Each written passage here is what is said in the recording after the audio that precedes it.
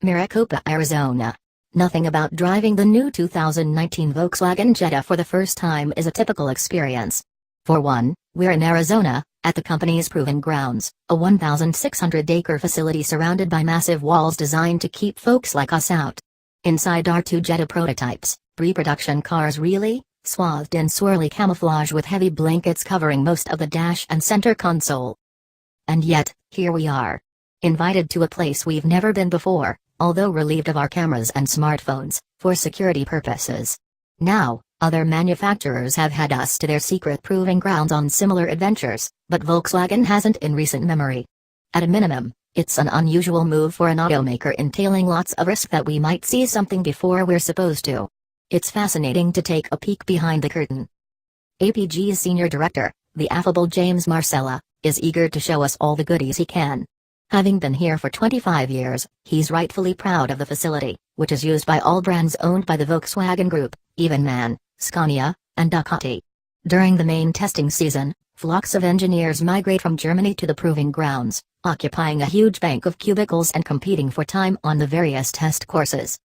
They include a massive banked high-speed oval, which cants at more than 30 degrees, torture chambers that bombard cars with salt and gravel, and a place where about 125 cars bake in the merciless Arizona sun all year long. There's a room where previously tortured cars are ripped apart, which happens in a room that looks pretty much like a room you might expect to find the pieces of a crashed alien spacecraft. It seems like a cool place to be an engineer, but a rough place to be a car. The story of the brand new Jetta doesn't start in Arizona, however. Back in 2010, we drove the Jetta that was born out of the new compact sedan program, Volkswagen's main salvo in an attempt to become a much higher volume player in the US market. It was also an attempt to deconstruct the notion that the Jetta was a compact, near-luxury sedan built to do battle with Volvo and Acura, and priced accordingly. That meant it a contented, a nice way to say cheaper, Americanized, a nice way to say softer, Jetta built in Mexico and aimed specifically at domestic tastes. Cost-cutting was evident everywhere, at first glance, and was rightly a major preoccupation of our reviewer at the time. It was a preoccupation of buyers, as well. Jetta never reached the summit of the Corolla, Civic sales mountain. In 2013, VW spent some money to make the cabin look nicer, and in 2014 some of the powertrain economization was reversed as the Jetta ditched its boat anchor of a 2.5-liter inline-5 and adopted the company's modern 1.8T, as well as gaining electric power steering on most trims and real independent rear suspension instead of a torsion beam rear axle. It wasn't enough to move the needle, however. Jetta MK.V sales habitually hovered around the 15,000 units per month mark, while Corolla regularly exceeded 25,000 units during the same months.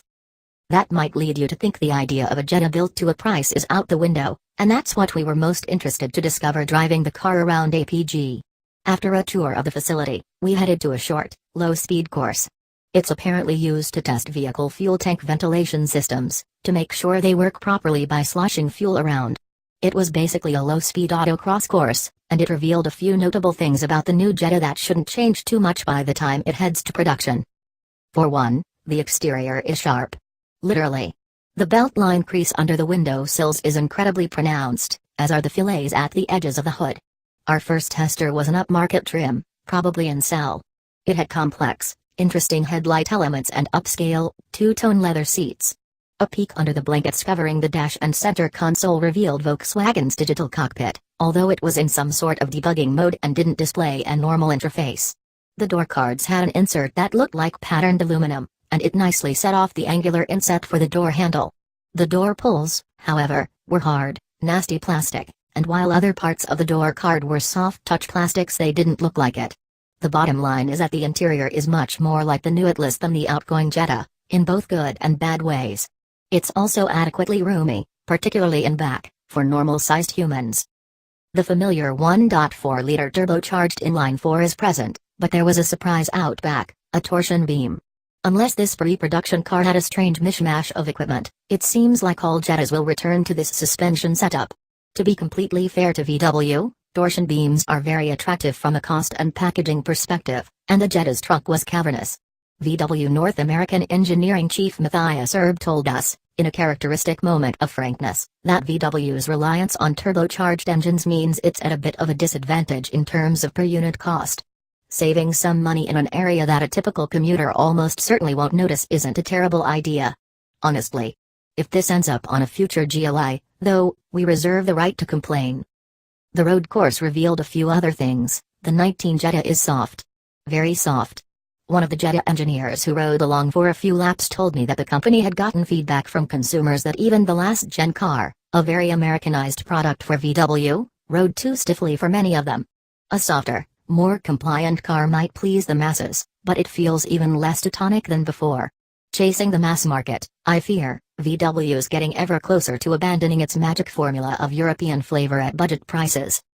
Another worrying sign is the numb steering, which is also nothing new. Back in 2014, we said the old Jetta's steering is empty on center, as if it had a linkage that was dipped in soft rubber, and its feedback score is pretty close to zero. Things haven't changed. It's one of the most desensitized units we've used, although there thankfully are few surprises in operation. The true test of consumer-grade steering competence is a long, rough freeway ride. None of that today. Instead, it was put to the test on the high-speed ring. Incidentally, the Jetta's approximate top speed, somewhere around 128 miles per hour, with 3 average-sized adults and an unknown amount of fuel on board, as measured by a VW engineer's GPS in the backseat, is pretty close to neutral steer on the highest part of the banking. The steering was accurate enough to keep us in the lane at this speed with the slightest of inputs. And the brakes, both hauling us down from the banking and on a short wet slalom and braking test in an adjacent lot, were also up to the job. An engineer mentioned that revised calipers, with bigger pistons, and a revised pad compound helped out there, although the overall size of rotors front and back is unchanged. Feel there was adequate, and braking performance seemed good from the seat of our pants.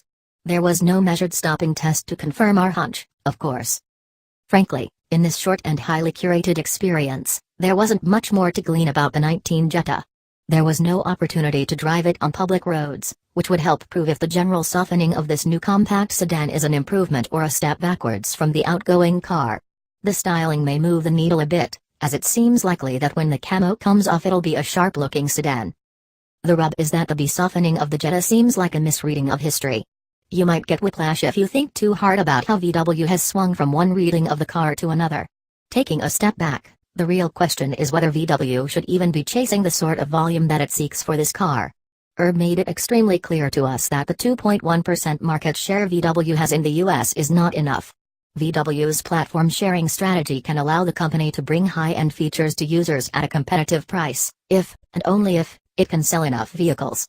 VW doesn't want to be, and might not be able to afford being, a niche brand.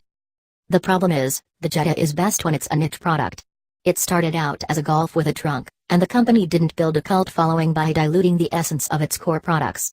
Moving to the Golf's MQB platform is a great step.